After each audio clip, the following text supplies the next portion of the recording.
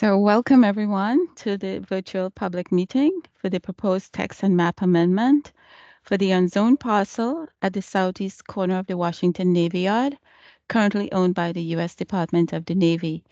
I'm Karen Thomas with Development Review at the DC Office of Planning, and I'm accompanied by Jennifer Steingasser, our Deputy Director of DC Office of Planning, and Joel Lawson, our Associate Director for Development Review. And he will be our meeting moderator this morning for the public comment session of today's meeting. Thank you for participating at this time. This is the first of two virtual public meetings today, and OP intends to hold additional virtual public meetings in the fall for those who are unable to attend today. We will begin with a brief presentation of the process to date, including the master plan process, then the timeline of the planning to zoning, and end with the proposed zoning and how this is expressed in the language of the text. Thereafter, we will begin the public comment session where you can provide verbal comments for the record. We will receive as many comments as time allows. You may put your comments in the chat, and as time allows, we will respond. But please be advised that the audio and visual portions of this meeting are being recorded and we will be posted to the project website listed at the end of this presentation. So this special purpose zone is the result of collaboration with the General Services Administration, the Navy Yard, and its private developer for the site beginning around mid-2021. The Navy initiated an evaluation of various alternatives pursuant to the National Environmental Policy Act, or NEPA, around February of 2022. The Navy owns the Washington Navy Yard, and they plan to lease the southeast corner of the Navy Yard for private sector development. A master development plan was required and was approved by the National Capital Planning Commission in May of 2024, and subsequently a memorandum of understanding was agreed to by the Navy, NCPC, and OP on how to proceed with zoning for the non-federal use of the land. Our role at OP will be to bring forward zoning consistent with the approved master plan and the memorandum of understanding. So this is where we are right now with the steps leading up to this point from 2023. The district's coordination with the feds, the MOU agreement signed in April, and the Washington Navy Yard's plans approval by NCPC in May. In particular, we want to stress that the MOU between the district and the Navy outlines the development process we are bound to follow, also completed in May of 2024. Beyond this month, we will amend the initial report to the Zoning Commission to reflect the minor corrections based on this MOU and continue our community meetings in the fall prior to the public hearing.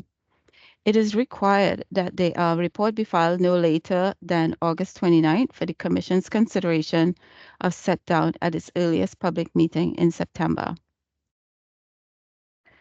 So OP's role to initiate the zoning of the parcel through the proposed map and text amendment to facilitate future development by the Navy's private developer, which leads to the proposed zoning text to support the map amendment, beginning with our OP report. The OP report and racial equity analysis will review the principles and strategies of the plans together, and we will submit its report to the Commission in accordance, again, with the requirements of the MOU. The development requirements, including density, height, and other parameters, are based on the comprehensive plan, which provides that the zoning of any given area be guided by the future land use map. And that should be interpreted in conjunction with the text of the comp plan, including the citywide and area elements, as well as approved small area plans. The comp plan's designation for the site, which generally denotes federal ownership and use, it is federal.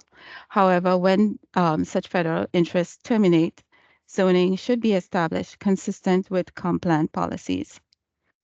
Mixed-use, high-density commercial and residential development envisioned for the area would be consistent with the abutting yards development to the west, together with parks and open space along the Anacostia Riverwalk.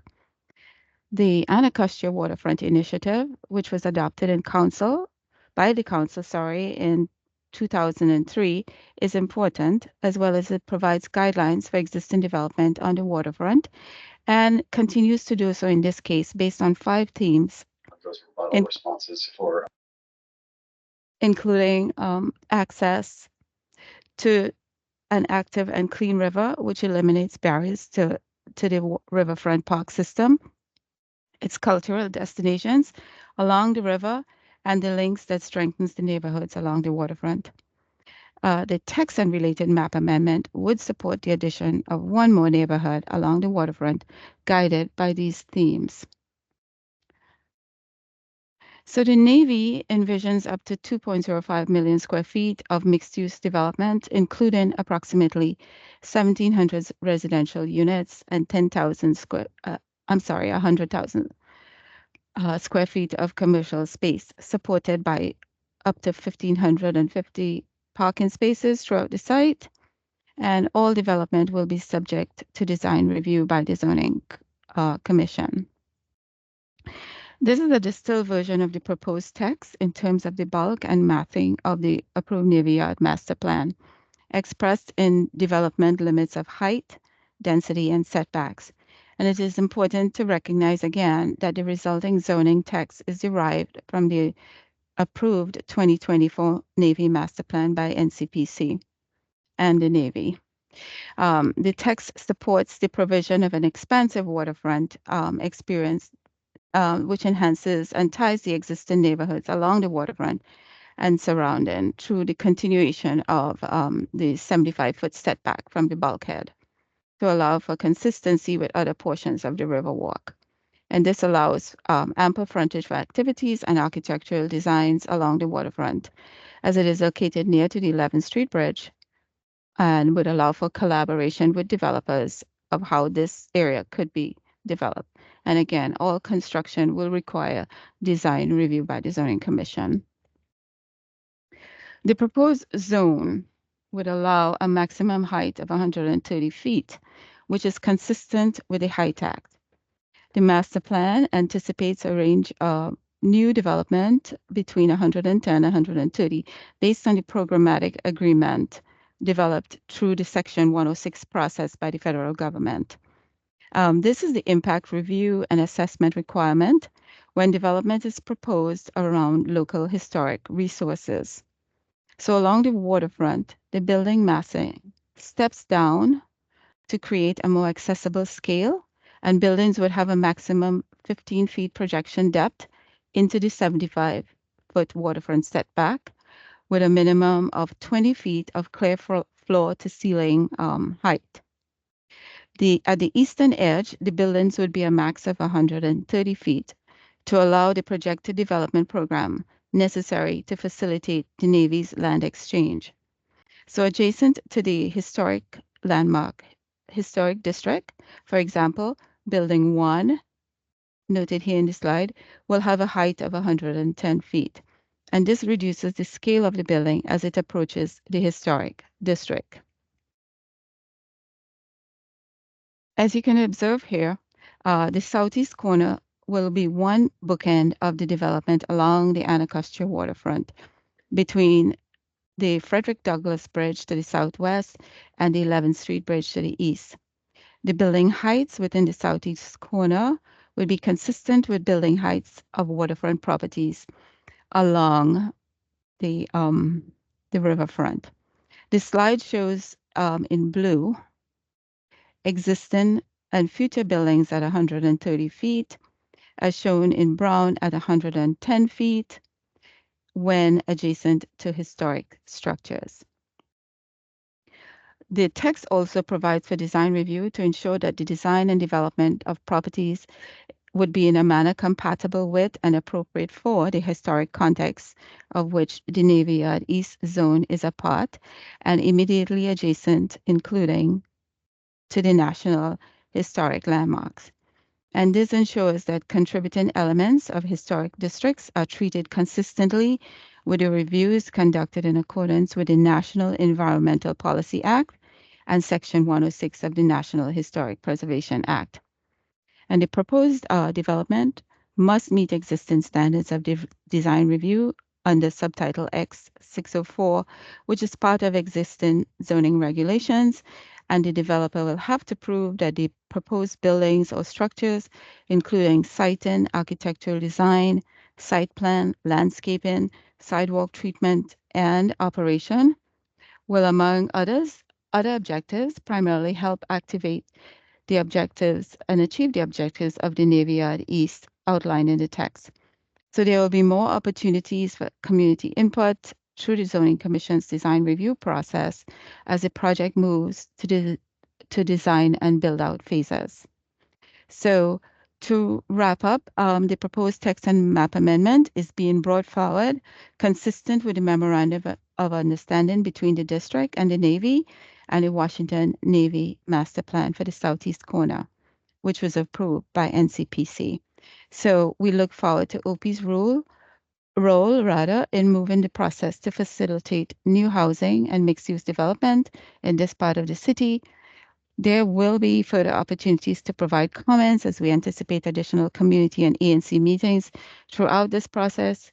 And OP has a dedicated web page on the OP website where you can have more information as the process continues. You can submit your comments via email to navyyardeastzoning@dc.gov, and we would appreciate those comments no later than September the 4th. And you could also mail in comments to our office at the address shown in the slide. And we look forward to hearing from you now and in future updates, meetings in the fall. Thank you.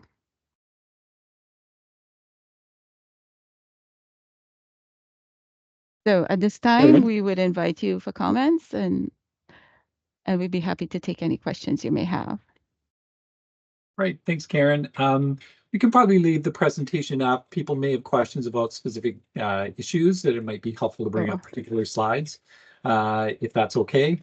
At this point, if you would like to ask a question or if you have a comment, please just post it in the chat. We're checking that out.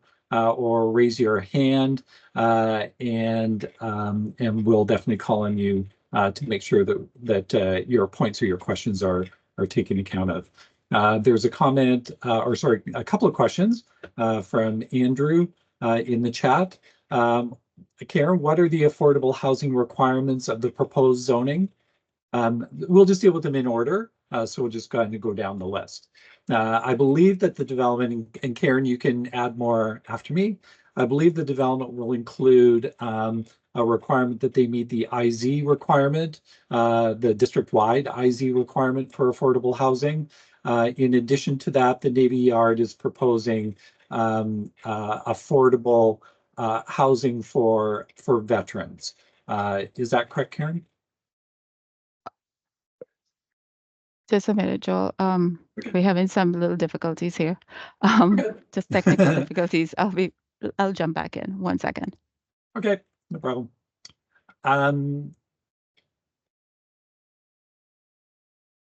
Question number 2, we'll just kind of move on to that. How is site access expected off of O Street or 11th or 11th? Will a redesign of the 11th and O intersection be expected? I don't think we've gotten down to the details of the design, although I definitely would expect that the main access would be from 11th Street, and it would make sense that it be from O Street.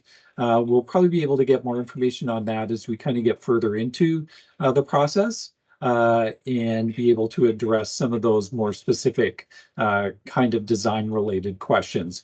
At this point, we're dealing mostly with the zoning. And so we're just kind of establishing the basic parameters of what would be permitted on this property, as Karen said, consistent with the MOU and the master plan approved by NCPC. Very quickly, what is the proposed zone again? That's a very good question. We'll be crafting a new zone for this site, and it will be Karen, do we have a name for it yet? We the NYE, Navy Yard East, very simple, Right. straightforward. Yeah. Yeah, we've got a section under zoning regulations that are kind of special zones. Southeast Federal Center, which is just to the now called the Yards, but Southeast Federal Center, which is just to the west of this site, is one of those special zones. So we'd be creating one for the site. We'd be basing it on some of our existing zones, but it would be tailor-made for this site and the requirements for it. Karen, just before we go on to the next questions, can you just confirm what the affordable housing requirements for the proposed zone will be? So the proposed zone will have an 8% affordable housing dedicated to the future development, and that would be for residents at no greater than 60% MFI, median family income, and the other another 8% will be dedicated to disabled veterans as part of the Navy's program for affordable housing. And that is the Navy's contribution for their programming. So 8% affordable to for district residents, 8% of the gross floor area of IZ would be dedicated to district residents at no more than 60% MFI. Great, thanks, Karen. Just continuing on with the questions about 11th and O Street. Andrew Bossy made the comment that access by 11th would be concerning, as that would substantially affect the design of the 11th Street Bridge Park and the existing park area. I believe that all of those conversations are certainly happening. I'm not sure if somebody from the Red Brick team would like to talk about how some of those conversations have happened through the master planning process. Um, um, if It's so, in, oh, sorry, go ahead, uh, Karen. I'm sorry, it has been worked through the master plan process, the view sheds, so the buildings will align. One important aspect of the plan was to maintain the view shed corridor, particularly for 11th Street and streets in within the area itself, within the defined area. And so, yes, the short answer is yes. View sheds were taken into account, particularly as it related to the capital as well. But you could find all that information as part within the master plan, and we do have that link on our website. So please feel free to go to the master plan. Great, thank you, Karen. There's a comment from Joe Knight. Why doesn't that side, I assume talking about this site of the side of the river, get more affordable housing? I think again, what we're proposing here is that they be a subject to the inclusionary zoning program for affordable housing, which would be consistent with developments throughout the district. In addition to that, as we said, and as Karen kind of outlined in a little bit more detail, the Navy itself is proposing additional affordable housing. They would be dedicated to veterans and but would provide important needed housing at an affordable rate for district residents. But Oh, sorry, go does ahead, it, Karen. I'm sorry, just trying to answer that question. What does it mean taken into account? While we were not part of in depth detail with the master plan, massing and viewshed studies were done as part of the NCPC's master plan approval. So again, you can refer to the um, Washington Navy master plan, which we have a link up on our website.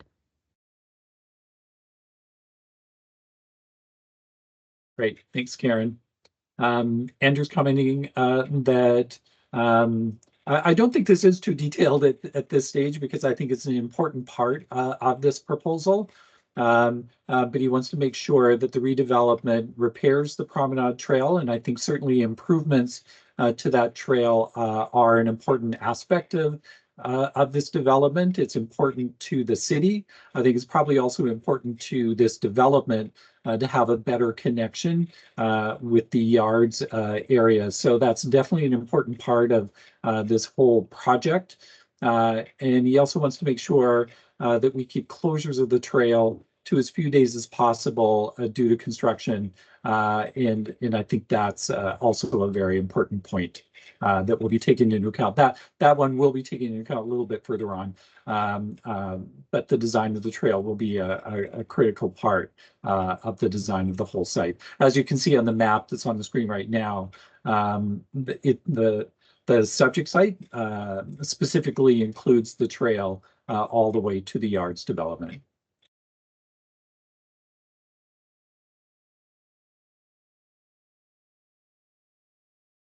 And Joe, sorry, Joe Knight has their hand raised. Yes. Please feel free to unmute yourself and make your comment.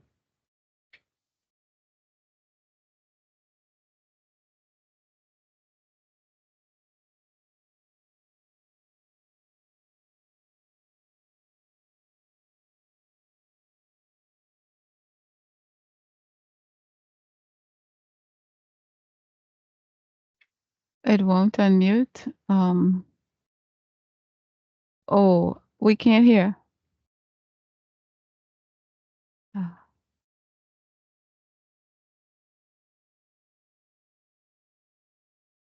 We see you now. Yeah. Ooh, you're muted. Lauren, is there any way? No, Joe, I'm sorry. Do you want to try if you have headphones in, or you want to try unplugging, replugging?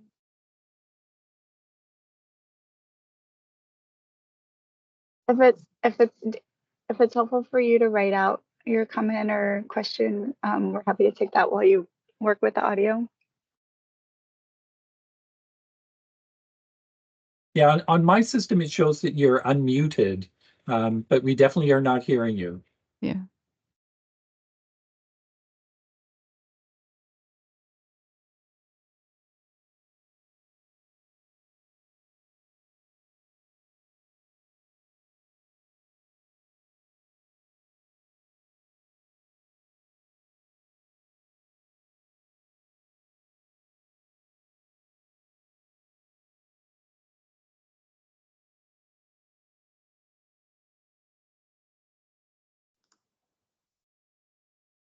Joe, it may be worth a try to just exit the meeting and come back in as well to see if that'll fix your audio.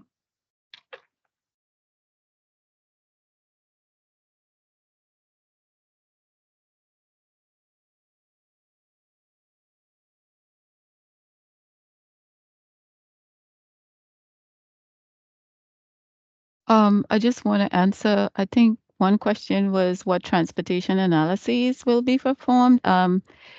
The master plan process, DDOT has been heavily involved very early with this process. So again, the master plan was worked out with DDOT. They will have more as development continues and proceeds. They will be heavily involved. So this is an important question for you, and we will take note of it and we can pass that on to them.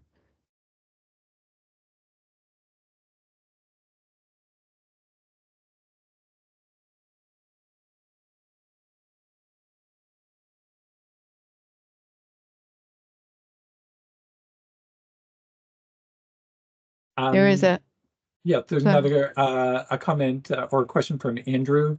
Does the proposed zoning have minimum or maximum parking requirements? And will developments be required to unbundle parking? There will be a minimum parking requirement in the zoning. I'll let you kind of talk about that, Karen. I think the site is only allowed to have a maximum of that 1550 spaces, and that is a request. That is a requirement based on the Navy's programmatic requirements.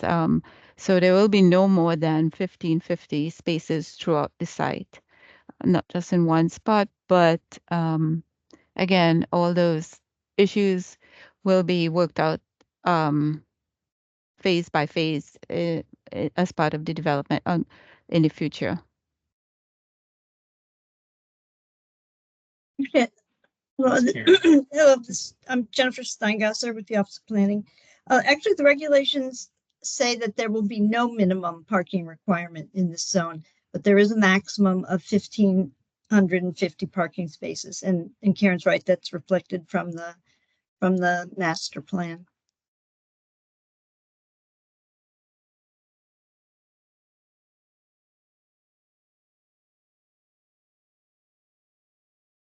And the issue of bundling the parking is not addressed through the zoning. So that would be that would be up to the building operator.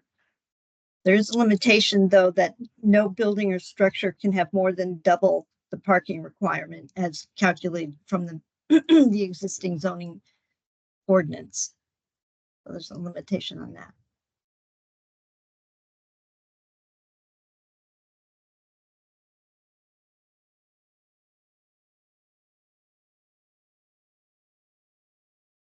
Okay.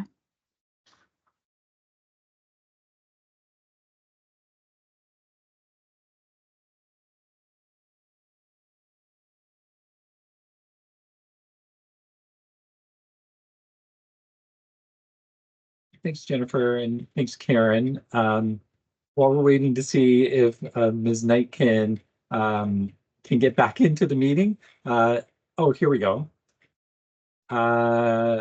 She's starting to post some questions. I'm sorry that the system isn't working for you.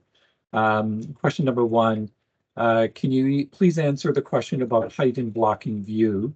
You referred me to a 57-page document, and this is a public hearing where I'd like to hear directly from you. Well, the issue, I'll go ahead and take a stab at this. The relationship between the 11th Street Park and the view and the view sheds and the heights of the buildings was looked at extensively through the master plan work. And I believe NCPC had even some on-site meetings with the different parties as they looked at that view. The zoning regulations don't address that issue specifically. We are drawn from the master plan as it was approved. And since that issue was resolved there.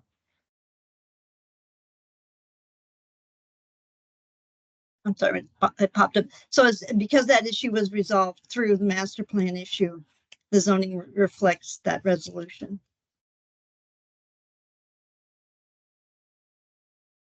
And the new development B.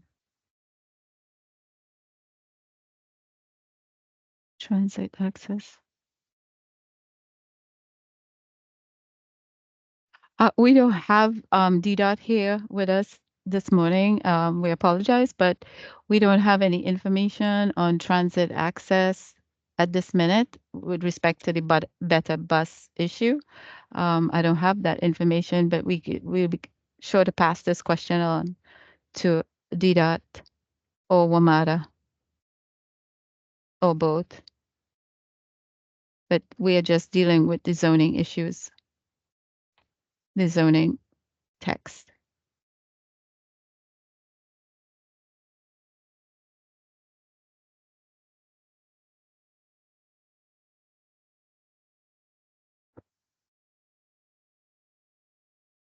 I'm sorry. Next question. There's a question about, well, I guess actually, Karen, you addressed that question.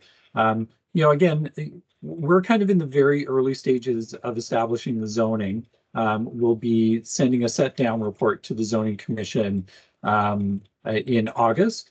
and then the zoning commission will take that up in September. That kind of kicks off the formal zoning commission process, and they'll also be having, a public hearing. So I just want to make sure that people understand that this is not the end of the conversation.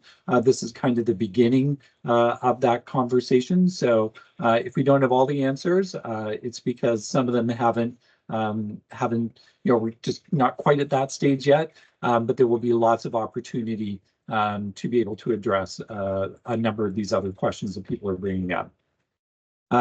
A question from Ms. Knight: new housing developments east of the river are getting 100% affordable housing, and the rest of the river, west of the river, are getting 8% affordable housing. Why? Well, we're going by what the zoning requires, and the zoning requires throughout the entire city. It requires conformance with the inclusionary zoning program, and that's what this project will also be subject to. So there may certainly be developments both east and along both sides of the river that are providing 100% affordable housing. There's a project before the Zoning Commission right now, just a couple of blocks from this site in the Yards development, which will be 100% affordable housing. So while that certainly happens, again, we're dealing with the zoning, and what the zoning requires throughout the city is conformance with inclusionary zoning, including this site.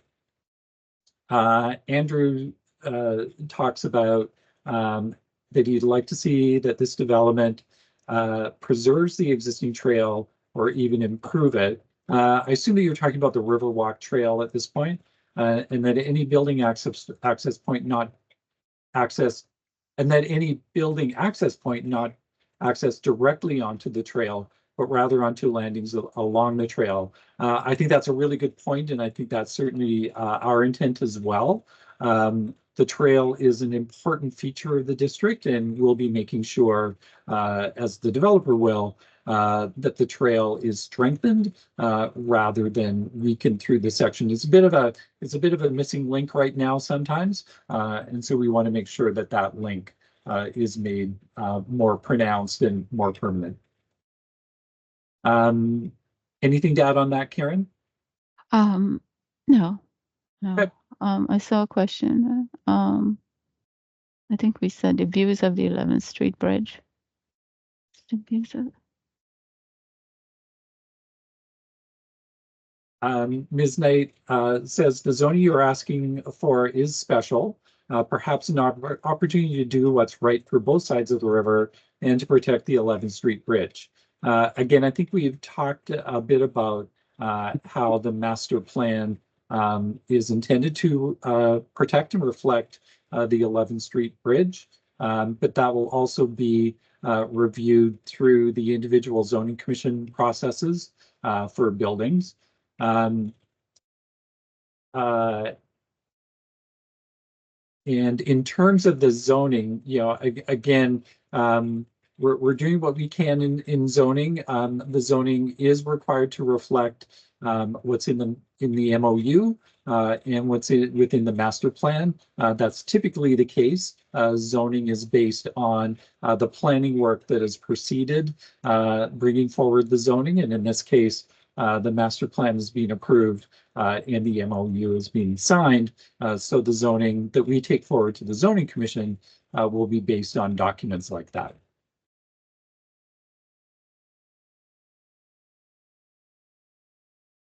Andrew's asking what public benefits will be required by the zoning, thinking stuff like open space requirements, public water access, dog waste stations, and pet amenities.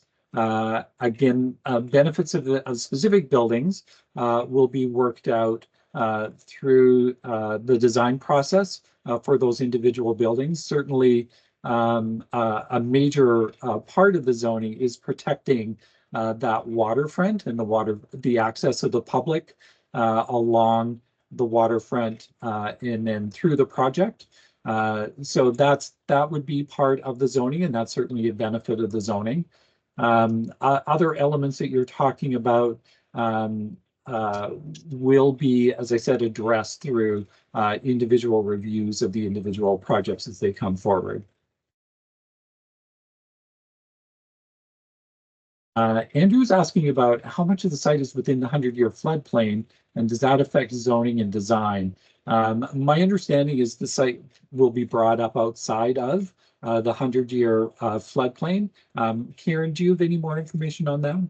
Well, the site is within the 100 and 500 year floodplain. It's in a resilient focus area, so any type of development will have to will subscribe to the sustainability DC zoning requirements rather for buildings within the 100 and 500 year floodplain. So as you can see here, there is a 75-foot waterfront setback from the river, and development will be, you see how it will be set back from the water's edge, but because they're in a floodplain and there's other requirements, not part of zoning in particular, but it will be part of the design review process by the zoning commission. Great, thanks, Karen. BC asks, how soon is construction foreseen to begin, and how does this timing coincide with the 11th Street Park construction? Again, at this point, we can't really talk about a construction schedule. That may be something that can be discussed as we get kind of further into this process. But as I said, right now we're just going through the zoning commission process. That's likely to take us through towards the end of this year to go through the zoning commission process. And until the zoning is in place, construction would not be able to start.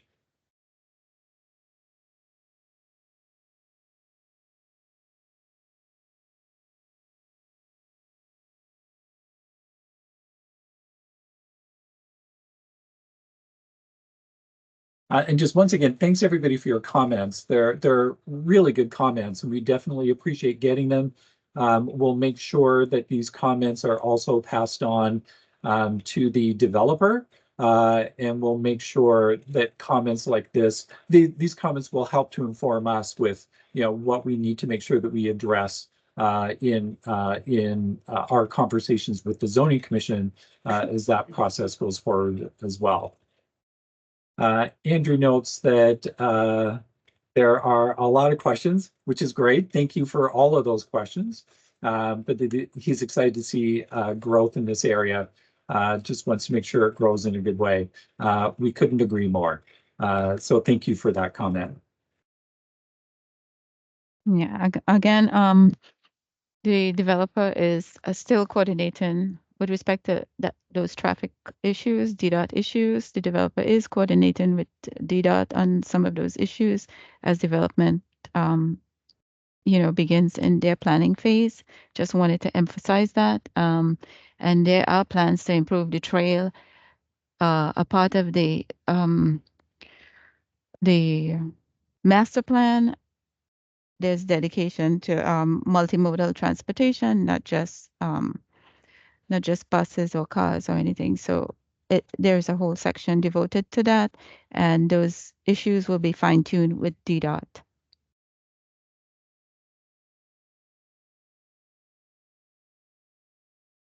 Great, thank you, Karen. Any other comments or questions from anybody?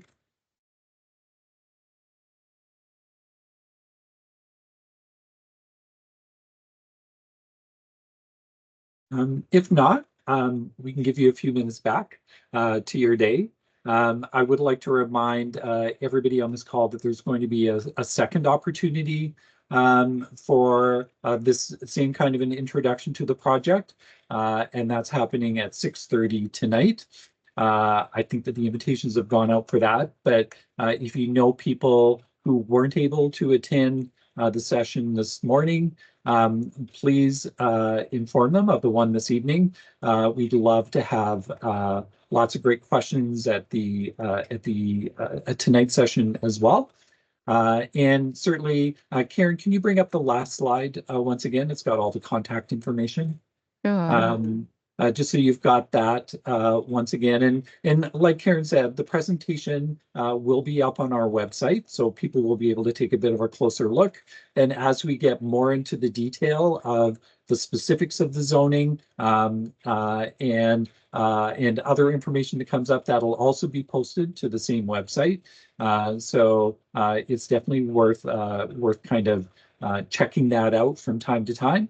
It's also worth checking out the housing equity report and the comprehensive plan that Karen references, because those also inform what we're doing here, as well as I believe both the MOU I believe that the master plan is also up on our web. The NCPC master plan is also up on our website, Karen.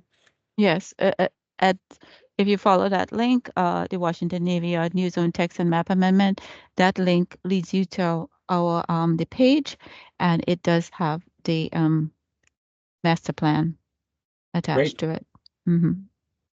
Great, thanks, Karen. In that case, thanks, Karen, for leading us through this. Thanks everybody for participating. Feel free to show up again tonight if you want to, if you have other questions that you think of. And